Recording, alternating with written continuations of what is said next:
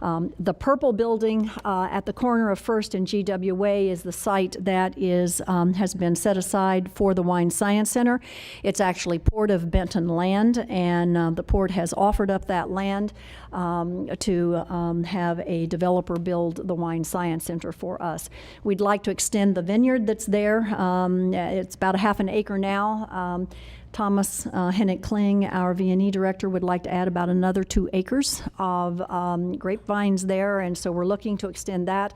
The amphitheater is part of the Tri-Cities master planning effort. And this was a facility that was identified there. And then these buildings across GWA, those are all just placeholders and not specified for anything in particular.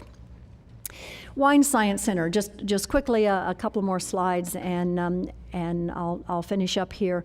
But right now, as you know, we have almost 700 wineries in the state of Washington, 35,000 acres of wine grapes and 25,000 acres of juice grapes. And not trivia, but something I just learned last week that I did not know is that, and somebody correct me if I am misspeaking, but Tigueras has the largest Concord grape vineyard in the world. Is that, anybody dispute that? Pardon me? Yes. That's correct. Yes. This is major big business here in terms of not only wine grapes but juice grapes. And we don't talk as much about the juice grapes, and we don't think as much about that, but they are both big industries here.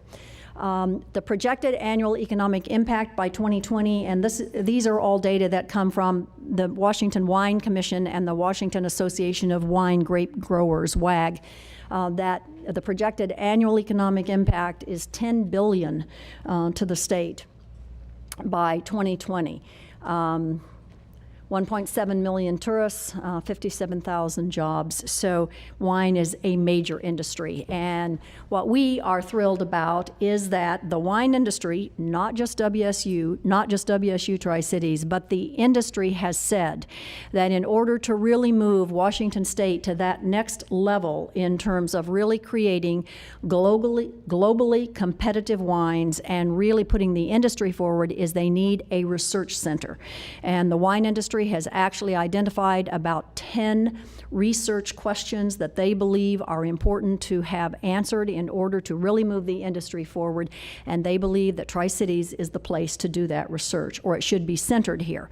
And so WSU Tri-Cities already does house the director of WSU statewide V&E director, but this Wine Science Center will actually be built on our campus, and those are just some of the characteristics of what that center is going to look like. This is an architectural, conceptual design of what this facility would look like. It's actually sort of a 3-tiered building built into that slope of the hillside there at the corner of First and GWA. Around HSI, again, this is something that we have as a priority for our campus. We believe it's something that we should be doing. It's the right thing to do, and it's something that will definitely serve the needs of this community. In order to achieve HSI status, you must have 25% of your full-time degree-seeking students be of Hispanic ethnicity. And I think, Rich, you said yours is 28% currently. At this point in time, we are at about 12.2%. But our minority applications to date for next fall are actually, this is an older slide, I believe we're at 30% or more now. And of course, the majority of those are Hispanic. So we actually, when we began to talk about this a couple of years ago, I think it's coming much faster than what we thought it would when we first began to talk about wanting to do this. So actually, by fall of 11, a year from this fall, we expect to be at that 25% student population of full-time students being Hispanic. Once you reach that percentage, then you apply to the Department of Education, and then for whatever reasons, there's a 3-year lag time where they wait to validate you each year or look at you or something.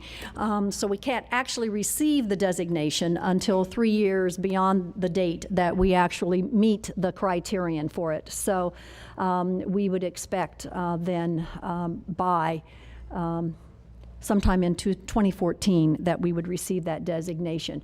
What that does, and Rich could speak much more specifically to this, but it opens up all sorts of access to federal programs, federal dollars, programming support for students that you do not have access to if you were not an Hispanic serving institution. And I think you've gotten millions of dollars, $7 million a year, as a result of being HSI. And so there are, and of course, this is not only just about educating Hispanic students, but it's about educating all, and it raises the boats for all of us. And so we are very excited about that. And we'll learn lots from CBC, and we don't need to reinvent the wheel to figure out what it is that we need to do to go forward.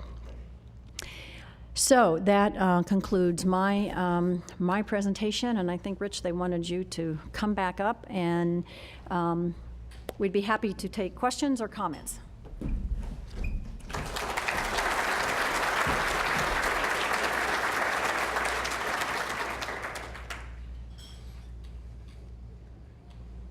And hearing none, Hearing none. people are ready to.